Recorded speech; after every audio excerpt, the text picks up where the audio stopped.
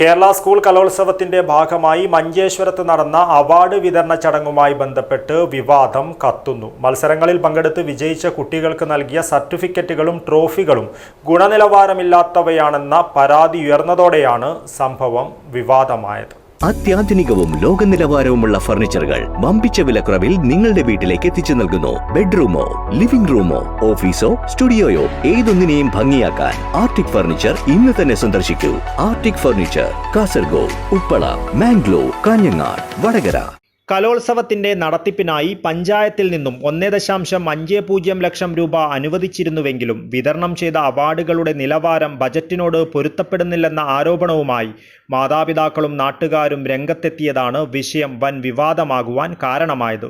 മത്സരങ്ങളിൽ പങ്കെടുത്ത് വിജയിച്ച കുട്ടികൾക്ക് നൽകിയ സർട്ടിഫിക്കറ്റുകളും ട്രോഫികളും ഗുണനിലവാരമില്ലാത്തവയാണെന്നാണ് പ്രധാന ആരോപണം. സർട്ടിഫിക്കറ്റുകളിൽ മത്സരാർത്ഥികളുടെ പേരുകൾ രേഖപ്പെടുത്തിയില്ലെന്നതും വലിയ വിമർശനത്തിനാണ് ഇടയാക്കുന്നത്.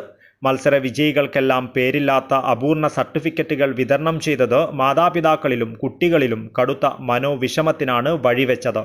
ചില ട്രോഫികൾ കേടായ നിലയിലാണ് വിതരണം ചെയ്തതെന്നും രക്ഷിതാക്കൾ ആരോപിക്കുന്നു. കലോത്സവത്തിൽ കുട്ടികൾ നടത്തിയ പരിശ്രമത്തിനും മേളയുടെ ലക്ഷ്യത്തിനും ഇതൊരു അപമാനമാണെന്ന് നാട്ടുകാർ പറയുന്നു. പഞ്ചായത്ത് വിനിയോഗിച്ച ഫണ്ടുകളുടെ സുതാര്യത സംബന്ധിച്ചും സംശയങ്ങൾ ഉന്നയിക്കപ്പെട്ടിട്ടുണ്ട്.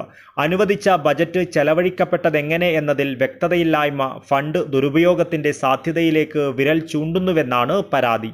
ഈ സാഹചര്യത്തിൽ ഫണ്ടിന്റെ ഉപയോഗവുമായി ബന്ധപ്പെട്ട എല്ലാ രേഖകളും പരിശോധിക്കുവാൻ നിഷ്പക്ഷമായ അന്വേഷണം വേണമെന്ന് നാട്ടുകാർ ആവശ്യമുന്നയിച്ചു. മത്സരാർത്ഥികൾക്ക് പേരോടുകൂടിയ സർട്ടിഫിക്കറ്റുകൾ നൽകണമെന്നും ഗുണമേന്മയുള്ള പുതിയ ട്രോഫികൾ നൽകി പ്രശ്നം പരിഹരിക്കണമെന്നും ആവശ്യമുയരുന്നു.